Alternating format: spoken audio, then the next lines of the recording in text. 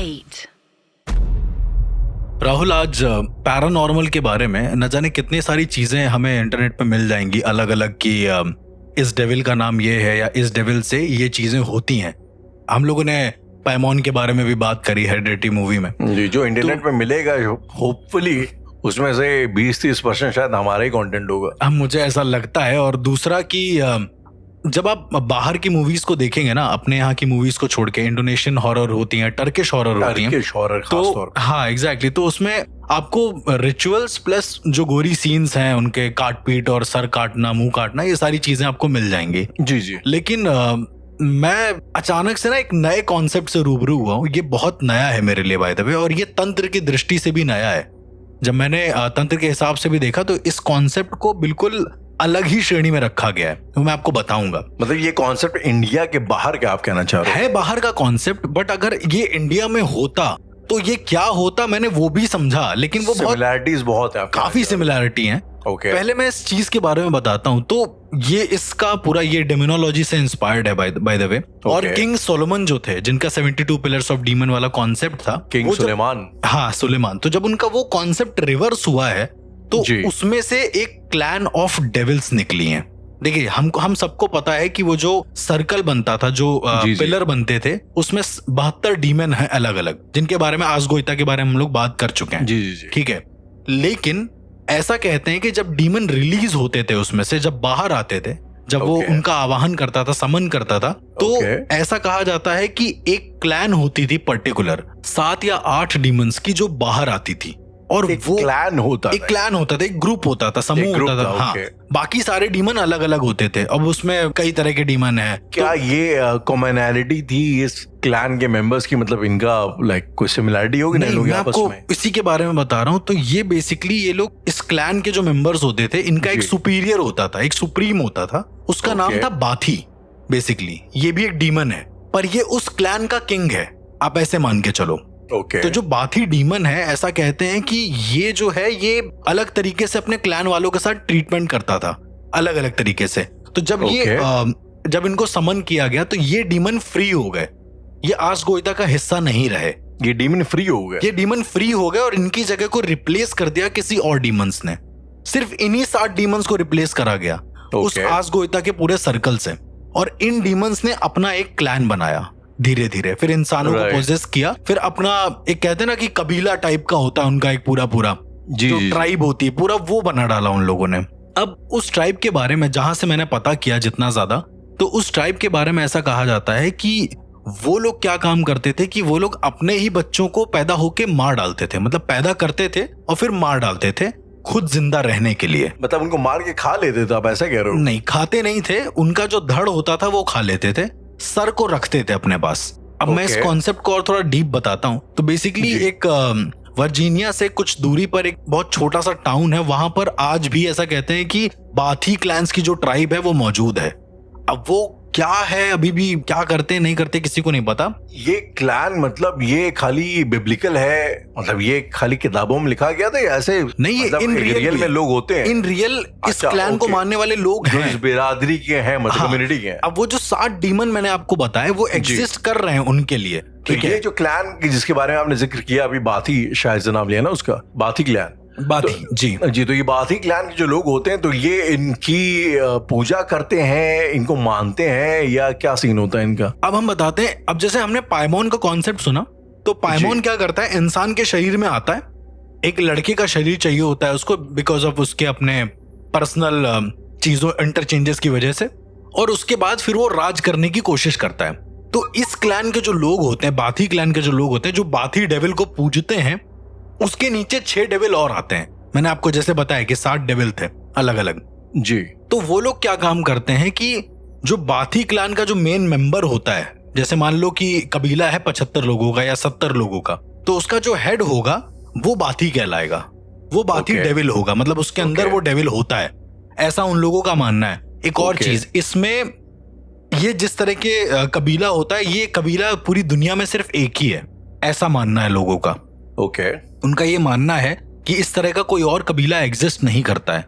अब क्या होता था, मैं वर्जीनिया के बारे में बता रहा था आपको। अच्छा, वर्जीनिया ऑल्सो बहुत फेमस था मैजिक्स वगैरह के लिए, अगर आपको नहीं पता है तो मैजिक के लिए। हाँ, बहुत मैजिक होते थे वहां पर। विच ट्रायल्स भी बहुत हुए हैं, बहुत ज्यादा, मतलब जो विचेस हैं वो भी पाई गई हैं, ऐसा कहते हैं। तो वर्जीनिया का एक छोटा सा कहीं कोई कस्बा टाइप का, टाउन टाइप का होगा, वहां पर ये क्लैन रहती थी, इनके पूरे एक झुंड रहता था। अब उस झुंड में क्या होता था कि एक फेस्टिवल होता था गोका नाम से, GOHKA, गोका नाम का एक फेस्टिवल होता था। तो उस GOHKA, तो उस फेस्टिवल में क्या काम करते थे ये लोग कि अपने अपने घर से बच्चों का सर लाते थे और आग के ऊपर उसको रोस्ट करते थे। ये कौन से मतलब इलाके की बात? ये सेंट्रल, ये एशियन है, सेंट्रल अमेरिकन है, मतलब मुझे साउथ अमेरिकन है? जो मुझे पता चला है वो ये है राहुल की वर्जीनिया जहां पर भी एग्जिस्ट करता है। वर्जीनिया मतलब वेस्ट वर्जीनिया की बात, वेस्ट वर्जीनिया की बात हो रही है, अमेरिका की बात हो रही है। यस। तो वहां पे कहीं एक छुपा हुआ टाउन है जो ज्यादा आया नहीं है सामने, ये वहां की बात है बेसिकली। तो वहां पर ये लोग क्या काम करते थे, अपने घर में जो बच्चा होता था उसको मारते थे। हर दिन नहीं मारते थे, एक बार मार दिया, मारने के बाद उसको, उसका जो हेड होता था उसको एक डंडे के अंदर घुसा देते थे प्रॉपर, और फिर आग में उसको मतलब सेकते थे, रोस्ट करते थे जी। तो जिसका भी जो हेड होता था, जिसका कम जलता था, उनका ये मानना था कि उसमें वो बाथी क्लैन का मेन हेड होगा, ऐसा करके। तो ये प्रथा चली आ रही है। वो बाथी क्लैन का मेन हेड होगा, वो बाथी क्लैन का मेन हेड होगा, और उसी के हिसाब से सारे क्लैन मेंबर्स अपनी जगह बदलेंगे। जैसे बंजारे होते हैं ना राहुल, मतलब जिसके घर का बच्चा ज्यादा देर में जला, वो घर वाले बाथी क्लैन के लीडर बन जाएंगे, वो लीडर्स बन जाएंगे। उसमें भी शायद कोई एक बंदा जो होगा वो लीडर बन जाएगा।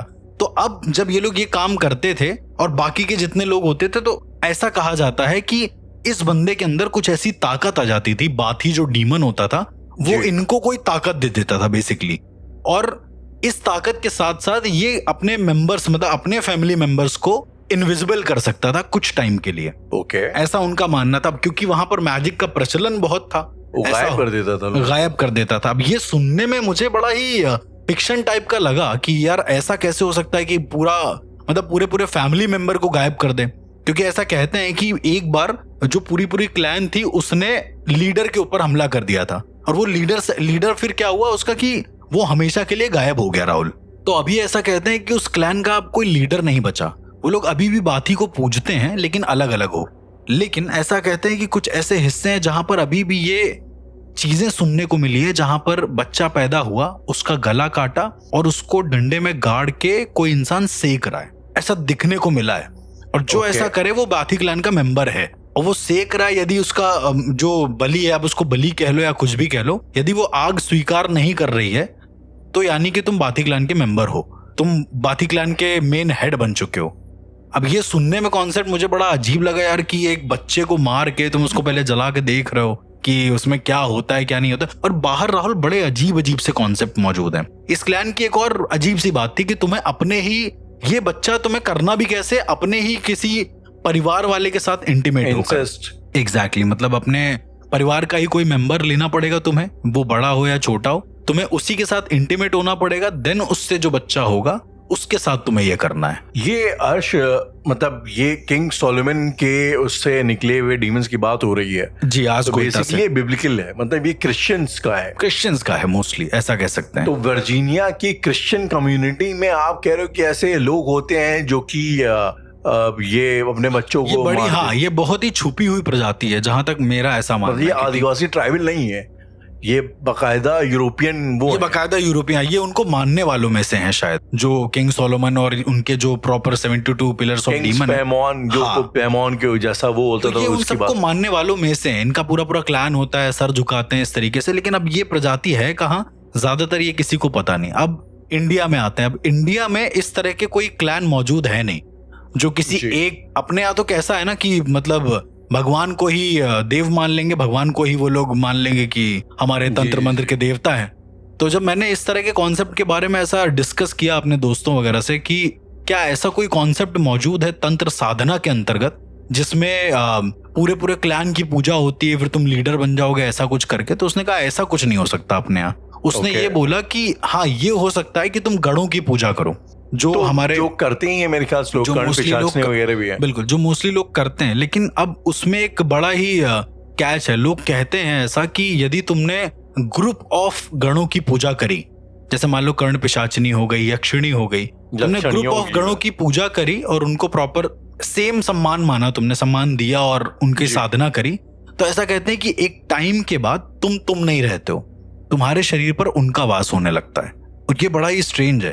अर्श, ये अच्छा, इस पॉइंट पे एक मेरा भी खुद का कंफ्यूजन है। आई थॉट कि मैं आपसे पूछूंगा, ये जब हम लोग बात करते हैं अप्सरा साधना की, तो ये मतलब अर्श ग्रुप ऑफ अप्सराओं की बात हो रही है या खाली एक कोई अप्सरा है जो मंदाकिनी या रंभा है जो भी है, तो उसके बारे में बात हो रही है? मतलब ये क्या है, जब आप अप्सरा साधना करते हैं तो मतलब क्या कोई एक अप्सरा आ जाएगी या सबसे आपका मतलब इंटरेक्शन होगा? नहीं, ऐसा नहीं होता राहुल। अब जैसे ये जो क्लैन्स की बात हुई है, मुझे ऐसा लगता है कि देवी देवताओं में भी क्लैन है। जैसे इंद्र का एक क्लैन अलग है, राइट? जैसे हमको पता है कि उनके 9 ग्रह हैं और वो लोग अपना, उसी तरीके से जो भूतों के क्लैन्स होते हैं, जो गणों के क्लैन्स होते हैं, वो अलग होते हैं, उनके ग्रुप अलग होते हैं।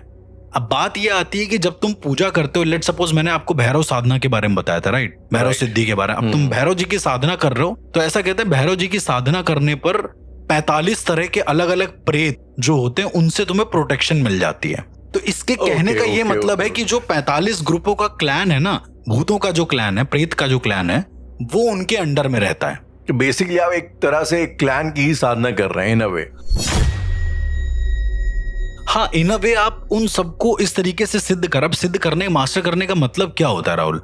बहुत सारे लोग जब शमशान में जाते हैं, जब पूजा उजा करते हैं या कुछ भी ऐसा करते हैं, तो उन लोगों का क्या करना है कि वो लोग पहले मसान में जितनी भी एंटिटीज हैं उनकी पूजा करते हैं, उनको आवाहन करते हैं, फिर भगवान को बुलाते हैं। तो ऐसा क्यों करते हैं? उसका रीजन यही है, तुम डायरेक्ट किसी मेन सुपीरियर एनर्जी तक नहीं पहुंच पाओगे।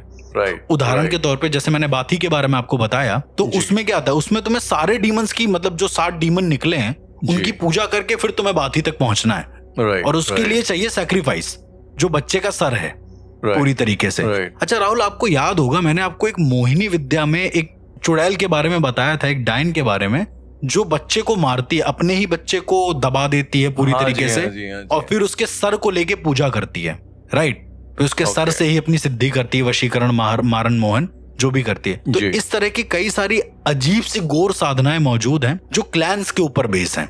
एक साधक के बारे में आपको बताते हैं, हरदोई जिले के बारे में शायद आपने सुना होगा, यूपी में ही है हरदोई। तो हरदोई में एक साधक था, वो क्या काम करा करता, अच्छा वो ना एक हाथ में कपाल लिए टहलता रहता था, लोगों को लगता था नकली है, मतलब मार्केट में ही कपाल लेके टहलता था, रास्ते में टहलता रहता था, लोग उसको पागल समझते थे, और वो सबको बोलता था कि ये मतलब किसी यक्षिणी का कपाल है, और इस तरह पता नहीं क्या क्या बोला करता था। तो उसको कोई मानता नहीं था। एक दिन किसी आदमी से, कोई बताशे वाला था, पानीपुरी वाला था, उससे उसकी बहस हुई, मतलब उसने खाया होगा, पैसे नहीं दिए होंगे, थोड़ा पागल टाइप का था। तो उसने उस कपाल पर जो हड्डी थी उसके पास, उससे मारा है और बोला जा आज तेरी बीवी मर जाएगी। अब ये सुनने में बड़ा अजीब है, लेकिन उसी दिन उसकी बीवी मर गई आउट ऑफ नोवेयर। कैसे, क्या कुछ नहीं पता लगा? नहीं, उसको खून की उल्टी हुई उसकी बीवी को और वो मर गई। अच्छा, वो जो बताशे वाला था, पानीपुरी वाला था, वो थोड़ा वैसा नहीं होते, स्लम्स होते हैं, वो वहां से बिलोंग करता था। तो वो उसने पूरे स्लम को लिया और इस बंदे के पास आ गया जो खोपड़ी लिए बैठा हुआ था। उसको नहीं मारा नहीं, इसके पास आ गए सारे लोग और बोला कि ये तुमने कैसे किया, क्या है ये सब? पहली बात तो किया क्यों, दूसरा ये सब क्या कर रहे हो तुम? तो उसने बोला कि मेरे पास जो सिद्धि है वो कब मेरे अंदर आ जाती है, कौन सी आ जाती है, वो मुझे भी नहीं पता। तो लोगों ने पूछा क्या है तुम्हारे पास, बताओ। तो उसने बताया भी, कहता मेरे पास यक्षिणियां हैं लेकिन यक्षिणियां थी, उसने ऐसा कहा। उसने कहा कि उसके पास यक्षिणियां हैं लेकिन 8 उनका समूह है पूरा। अगेन क्लैंस की बात आ गई। और एक्चुअली में तंत्र के हिसाब से आप देखोगे तो अष्ट यक्षिणियों का एक समूह होता है। अब शायद उसने कहीं से सुन लिया हो या कुछ ऐसा, लेकिन वो अष्ट यक्षिणियां शरीर के 8 अलग अलग प्रकरण को फॉलो करती हैं, उसको कंप्लीट करती हैं।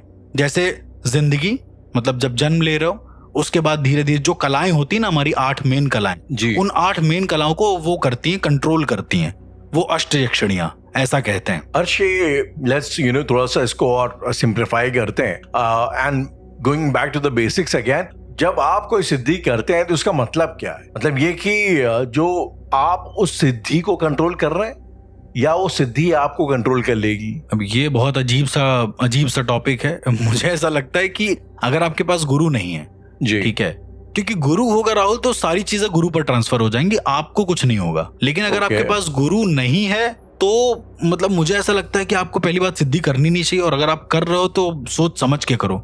क्योंकि ये जिस तांत्रिक, आपको मैं इसी से कनेक्ट करा दूंगा, इसने करी होगी यक्षिणी की साधना, और न जाने कैसे होके करके क्या करूंगा। नहीं, मैं आपको एक बात बता रहा हूँ कि इसने करी होगी यक्षिणी की साधना, और यक्षिणी की साधना करने के साथ साथ पता नहीं इसने क्या किया, क्योंकि इसको तरीके तो पता नहीं थे, इसने मंत्रोच्चारण किए होंगे अपने तरीके से, और वो अष्ट यक्षिणियां इसको सिद्ध हो गई आउट ऑफ नोवेयर। अब चूंकि इसकी बॉडी कैपेबल नहीं है, ना इसका गुरु है कोई, तो ऐसा कहते हैं कभी कभी आत्माएं भी ना तुम्हारे साथ खेल खेलती हैं। अल्टीमेटली तुम तो खेल खेल ही रहो उनके साथ भाई, उनको बुला के बेवजह। पहली बात तो बुलाना नहीं चाहिए। अगर तुम्हारा अपना कोई पर्पस नहीं है लाइफ का, या तुम डेस्टिन्ड नहीं हो उस चीज के लिए कि तुमको साधना मिलनी चाहिए, तो तुमको करना नहीं चाहिए। और अगर तुम कर रहे हो तो तुम उनके खेल के लिए भी तैयार रहो, बात यह है। और तुम एक के साथ खेल लोगे। मतलब मैं आपको बताता हूँ कि यक्षिणी साधना में कई सारे ऐसे प्रोसेस होते हैं जहां पर मतलब वो एक ऐसा ब्रिज होता है ना राहुल, वहां से बहुत सारी चीजें खुलती हैं। वहीं से तुम अलग अलग कर्ण पिशाचिनियां भी सिद्ध कर सकते हो। 12 अलग अलग तरह की कर्ण पिशाचिनी है, उनको तुम सिद्ध कर सकते हो केवल यक्षिणी की साधना करके। 12 अलग अलग क्लैन्स हैं या 12 अलग अलग कर्ण पिशाचिनियां? एक समूह है, ये एक समूह है, उसमें अलग अलग तरह की कर्ण पिशाचिनियां मौजूद हैं। नील कर्ण पिशाचिनी, रण पिशाचिनी, अलग अलग मौजूद हैं। ये इसके बारे में फिर हम लोग कभी बात करेंगे इन डिटेल। लेकिन ऐसा कहते हैं कि क्लैन्स मौजूद होते हैं सबके, सभी के क्लैन्स मौजूद हैं। आज तक हम लोगों ने जितनी भी एंटिटीज के बारे में बात करा है, मुझे ऐसा लगता है जो अपने सनातन की जितनी भी इस तरह की हॉरिफाइंग एंटिटीज हैं, उन सबके क्लैन्स मौजूद हैं, क्योंकि वो अकेले नहीं रहते हैं। सबका एक एक ऑल्टरनेटिव भी मौजूद है। जैसे मैंने आपको बताया कि कर्ण पिशाच, कर्ण पिशाचिनी, इस तरह से भी मौजूद है। मेल फीमेल दोनों वर्जन्स अवेलेबल होते हैं, दोनों वर्जन्स अवेलेबल होते हैं। साधना दोनों की कर सकते हो या एक की करोगे तो दूसरा ऑटोमेटिक से दो जाएगा, ऐसा कुछ? दूसरा, हाँ, ऐसा कभी कभी होता है। जैसे मैंने इस तांत्रिक के केस में आपको बताया कि इसने यक्षिणी की साधना करी है और अचानक से सब कुछ सिद्ध हो गया इसको। मतलब 7 यक्षिणियां और सिद्ध हो गई, और सिद्ध होने के बाद जब लोग इसको मार रहे हैं तो ये हंस रहा है। मैं आपको बताता हूँ, बहुत क्रीपी था एक्चुअली। ये लोग उसको मार रहे हैं, पत्थरों से मार रहे हैं कि मतलब ऐसे इंसान को तो यहाँ रहना नहीं चाहिए, हमारे बच्चों को खा जाएगा। जब कोई ये बोल रहा है ना कि हमारे बच्चों को खा जाएगा, तो वो आदमी जानते हो क्या कह रहा है? हम तो खाएंगे, मेरा मन है। और वो लेजिट ईंटे पड़ रहे हैं उसके मुंह पर, जो अद्धे होते हैं ना, छोटे छोटे ईंटे के जो टुकड़े होते हैं, वो उसके मुंह पे पड़ रहे हैं। वो हंस हंस के बोल रहा है। तो इन दी एंड वो लाइक बचा या मर गया? मर गया। ईंटे पड़ते रहे वो मर गया। वो अपना ही खून निकाल निकाल के चाट रहा है उसको सामने लोगों के, और बोल रहा है कि मैं मतलब मुझे कुछ हो ही नहीं सकता, मेरे पास अष्ट सिद्धियां मौजूद हैं। वो सिद्धि बेसिकली अष्ट यक्षिणियां थी, सिद्धि नहीं थी वो। तो कोई ये जब ऐसा हो रहा था तो कोई सिद्धि उसको बचाने नहीं आई? नहीं राहुल, बात ये होती है कि तुम अपनी गलती कर रहे हो, तुम अपनी गलती, अपनी कॉन्शियसनेस खो रहे हो ना किसी और के सामने। उनका तो ये मोटिव ही कि वो किसी के सामने नहीं आएंगी, वो क्यों आकर तुम्हें बचाएंगी? यहाँ पर कोई तो फिर सिद्धि करने का इंडियन फायदा क्या हुआ? अगर वो आप ही के काम ना पाई तो मतलब नहीं। बात मुझे कई बार सिद्धि का कॉन्सेप्ट कई बार मुझे ऐसा लगता है Harsh, and please don't mind me saying this, कोई किसी को फितूर हो जाता है कि अगर आप 24 घंटे सोचते रहो अफसनाएं तो इन दी एंड मतलब इवेंचुअली क्या होगा कि आपको खुद ही एहसास होने लग जाएगा कि अब मैं किसको कैसे समझाऊं। मतलब आप अगर ऐसा मैंने इन रियल लाइफ भी देखा है, अगर आप किसी चीज को इमेजिन करते रहो जी, तो इन दी एंड वो आपको एक मैनिफेस्ट होने लगती है इन रियलिटी। लाइक आपको इमेजिनेशन भी ऐसी होती है जो लगे एकदम रियल हो। अगर आप अप्सराओं के साथ हैं अपनी इमेजिनेशन में, तो आपका मतलब फॉल वगैरह हो रहा है। हाँ, बिल्कुल होता है। इजैकुलेशन होगा, आपको लगेगा कि आपने सेक्स किया हुआ है किसी अप्सरा के साथ, लेकिन वो बेसिकली वैसा हमने सुन रखा होता है ना कि ऐसा होता है। एग्जैक्टली। और काफी हद तक ये नॉट जस्ट किसी भी इंसान को फितूर होता है तो ये इट बिकम्स लाइक दैट। ऐसा मैंने इन जनरल लाइफ में भी देखा। ये तो बहुत ऐसा होता है। नहीं, साधनाओं के साथ भी नहीं, मुझे ऐसा लगता है कि जब लोग कहते हैं ना कि साधनाएं कर ली हैं या कुछ ऐसा कर लिया, पहली बात तो समझने का तरीका क्या है आपका, वो बहुत डिपेंड करता है। अभी जो टीवी में हम लोगों को दिखाया गया है, और जो क्योंकि साधनाओं का कॉन्सेप्ट हमें टीवी से ही समझ में आया कि भाई उसने कोई सिद्धि कर ली, उसके पास कोई ताकत है, या उसके पास कुछ है, फला कुछ भी है। कहने का मतलब ये है, जब हम सिद्धियों की बात करते हैं कि इसके पास कोई सिद्धि है, इसके पास नहीं, तो प्रकाम में बल नहीं आ जाता है उसके पास कोई, आप समझ रहे हैं, या फिर कोई ऐसी सुपरनैचुरल ह्यूमन टेंडेंसी नहीं आ जाती है। वो जो आत्माएं होती हैं, वो जो एंटिटीज होती हैं, वो उसको केवल उसकी कॉन्शियसनेस को चेताती हैं या बताती हैं या उससे वो चीजें करवाती हैं, दैट्स इट। मतलब वो आप कहना चाहते हो फिजिकल रेल में वो बहुत ज्यादा क्या इंटरफेयर नहीं करते? नहीं, कभी ऐसा नहीं हुआ तो है। ये फिर ये वही तो आपसे कह रहा हूँ, तो ये रेल तो मतलब एक तरीके का इमेजिनेशन ही हो गई ना, मतलब आप, क्योंकि बात वही है राहुल की जो इंसानी शरीर है उसकी क्षमताएं अपनी निर्धारित हैं, उससे ज्यादा तुम नहीं कर सकते हो। इवन जो अघोरी होते हैं, यदि आप उनको देखोगे ध्यान से तो देखने में तो अघोरी है ना, उनको पत्थर मारोगे उनको चोट लगेगी, राइट? ऐसा तो है नहीं कि उनको चोट नहीं लगेगी, है उनको बहुत ज्यादा नॉलेज, बहुत कुछ पता है, और वो अपनी केवल मानसिक ताकत से बहुत कुछ कर सकते हैं। लेकिन जो शारीरिक ताकत है वो एक लिमिटेड दी गई है, वो उससे ज्यादा नहीं दी गई है। तुम उतना ही हो, भले ही तुम मर जाओ पूरी तरीके से, अगर तुम मानसिक रूप से मजबूत हो, लेकिन तुम्हारी फिर जो चेतना है वो काम करेगी। मैं आपको इसे एक एग्जांपल देके मैं अपनी बात रखना चाहूँ। मैंने एक योगी हैं, उनका मुझे नाम याद नहीं आ रहा, एक रियल लाइफ है।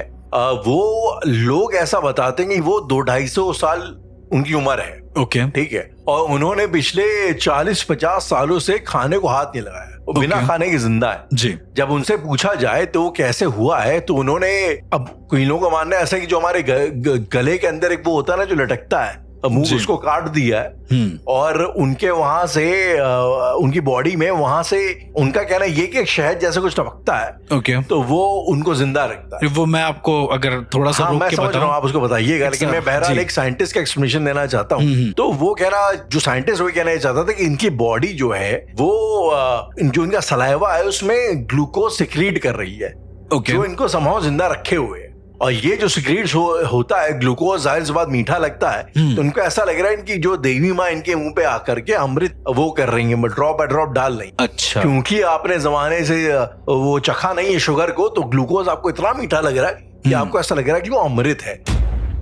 अब ये उसको सलाइवा में हैवी मात्रा में ग्लूकोज पाया गया उनके सलाइवा में, तो ये इन अ वे आप कह लो आपकी बॉडी ने अडेप्ट कर लिया, या आप कह लो कि उनको एक तरीके की सिद्धि आ गई, जो भी इन अ वे सही बात है कि भाई आपने एक तरीके से अडेप्ट कर लिया, मतलब आपने एक नई टेक्निक को सिद्ध कर लिया है, मास्टर कर लिया एक नई टेक्निक को कि भाई बिना खाना खाए जिंदा कैसे रहा जाए। और दैट एक्टिवली, इज नॉट कि वो पड़े हुए हैं बिस्तर पे, एक्टिवली पूजा पाठ करते हैं, टहलते हैं, पहाड़ के ऊपर मंदिर है, नीचे जाते हैं, सामान लाते हैं, ऊपर जाके पूजा करते हैं जी, ये सब है। तो अब ये आप कुछ कह रहे थे, मेरे ख्याल से वो जो शहद वाला जो सिनेरियो आप बता रहे हैं जी, तो बेसिकली एक मुद्रा होती है जिसको खेचरी बोलते हैं बेसिकली, तो उसमें जीभ को पीछे ले जाते हैं, राइट ऐसा करके, और जीभ को पीछे ले जाके जहां पर आप वो बता रहे हैं जहां पे वो लटकता है उससे टच करा, उसके भी पीछे जाता है। ये उन्होंने किया हुआ जो आप बोल रहे हैं। हाँ, तो ये खेचरी मुद्रा उन्होंने करी होगी। मुद्राओं का अपना डायनेमिक्स का भी फर्क है, हमारा शरीर जो है वो सिर्फ एक डायनेमिक के ऊपर ही तो टिका हुआ है। अगर हम एक जगह खड़े हैं, एक ही पोजीशन में खड़े हैं, तो हमारा कभी कभी ऐसा होगा कि अब क्या है, बाहर के लोग उस चीज को, जो मार्शल आर्टिस्ट होते हैं बहुत अच्छे चाइना वगैरह के, वो लोग देखो ना आप किस तरह से अपनी बॉडी को बैलेंस करते हैं, राइट, तो वो हम भी कर सकते हैं, कोई बड़ी बात नहीं है, बट उन्होंने मास्टर किया है, उसको सिद्ध किया है, जी, उसकी सिद्धि करी, उसकी एक्सपर्टीज हासिल करी। सिद्धि का मतलब, सिद्ध करने का मतलब ये होता है तुम किसी चीज को मास्टर कर रहे हो। अब क्या है, जो सुपरस्टिशन को मानता है, सुपरस्टिशन भी नहीं, जो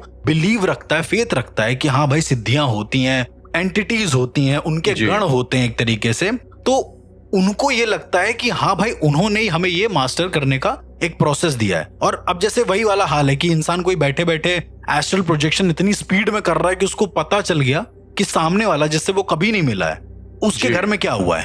अब ये चीज तो कहीं से आप मास्टर नहीं कर सकते ना कि ये हो कैसे रहा है। तो शायद मुझे ऐसा लगता है कि कुछ ऐसी सुपरनैचुरल चीजें जो हमारे माइंड के थ्रू, हमारी चेतना के थ्रू होती हैं, और वो बहुत ज्यादा कह सकते हैं कि बहुत ऊपर होती हैं, वो सिद्धियों के दर्जे में आती हैं। आपका शारीरिक बल कहीं से बदल नहीं सकता, लेकिन आप एक कॉन्शियसनेस के लेवल पे, परसेप्शन के लेवल पे आप उसको अचीव कर सकते हैं, अचीव कर सकते हैं इन अ सेंस, क्योंकि तभी हमारे जो हमारे यौगिक क्रियाएं हैं उन सब में चक्र जागरण का एक प्रोसेस दिया गया है। हमारे जो 7 चक्र हैं, हमारी जो 72 नाड़ियां हैं, 128 सब नाड़ियां, उन सबको एक कह सकते हैं जागरण करने का प्रोसेस दिया है, ताकि तुम अपनी चेतना को एक ऐसे लेवल पे पहुंचाओ जहां पर तुम उन सब चीजों से कनेक्ट कर सको जिससे शायद आम शरीर ना कनेक्ट कर पाए, क्योंकि आम शरीर की लिमिटेशन है। इसी के ऊपर अर्श, मेरा एक, जब मैं छोटा था और जब पहली बार मैंने ना इनकी स्टोरी सुनी थी, दधीची की, जी, महर्षि दधीची की, जिनके अस्थियों से वज्र बना था जी। तो अब ये ना, जब मैं बहुत छोटा था तो अर्श मैं बताऊं आपको कि हमारे गांव में एक आया करते थे, एक शख्स थे, बाबा थे हमारे जी।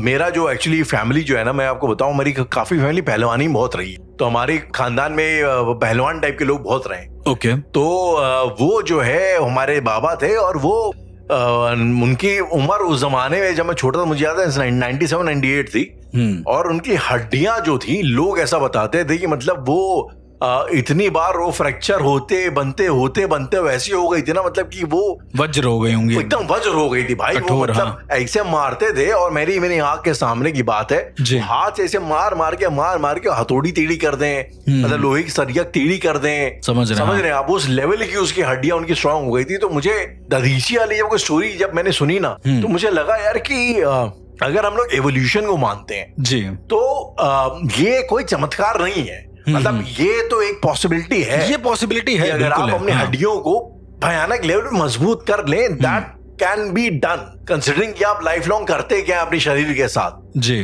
तो एक तरीके से जो आप जो सिद्धि बोल रहे हैं, मुझे वो एक तरीके का एवोल्यूशन लगता है। मैं आपको बताऊं राहुल, जब अघोर पंथ में जो हठ योग होता है, हठ योग में जब क्रियाएं होती ना अलग अलग तरह की, तो उसमें भी बॉडी के कई सारे जो हड्डियां होती, मसल्स होती मजबूत, एक तरीके का व्यायाम, एक ऐसा व्यायाम जो तुमने शायद कभी किया ना हो।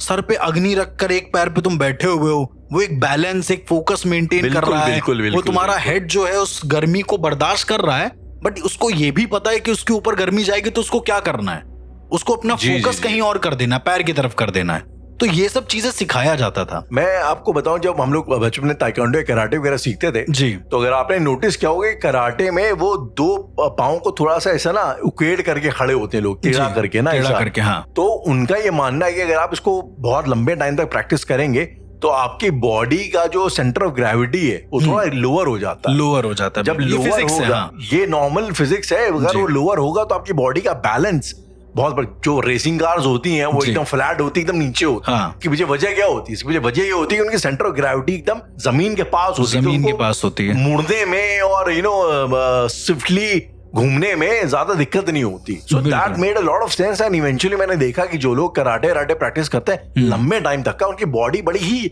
बैलेंस में रहती है। मतलब उनके ना ये पीठ में दर्द और ये वो आर्थराइटिस और स्पॉन्डिलाइटिस, इस किस्म की दिक्कतें उनके साथ नहीं होती, कि उनका फॉर्म सही रहता। अगेन वही राहुल, जैसे आप बता रहे हैं कि ये एक मास्टर करने का अपना अपना तरीका है। जी, मास्टर करने का तरीका है। अगेन जब कोई हमसे कहता है कि हमने यक्षिणियां सिद्ध कर ली, हमने कुछ ऐसा सिद्ध कर लिया है, दैट मीन्स कि तुमने उसके पहले के चरण भी पार करे हैं। उसका जो ग्रुप है, लेट सपोज यक्षिणियों के 7 ग्रुप हैं, ऐसे आप मान के चलो, तो तुमने उन 7 ग्रुपों को पार कर लिया है चेतना के लेवल पे, तभी वो जो 8वीं यक्षिणी है वो तुम्हें सिद्ध हो गई है। और बहुत सारे ऐसे लोग हैं जो उसके अब वही वाला हाल है ना राहुल, कि अगर मैंने बोल दिया कि 8 यक्षिणियां हैं, कुछ ऐसे भी लोग मेरे मैसेजेस में पढ़े जो कहते हैं मेरे पास 12 अलग अलग तरह की चीजें हैं। लेकिन to be very honest Rahul, मैं आपको बताऊं कि अगर एक इंसान के पास कोई सिद्धि है और पूरा क्लैन है, क्योंकि एक सिद्धि के साथ एक सिद्धि नहीं होती है, बहुत सारी चीजें होती हैं, तो यदि उसके पास है तो उसको मैं लिख के दे रहा हूं कि 4-5 सिद्धि संभालने में हालत खराब हो जाएगी।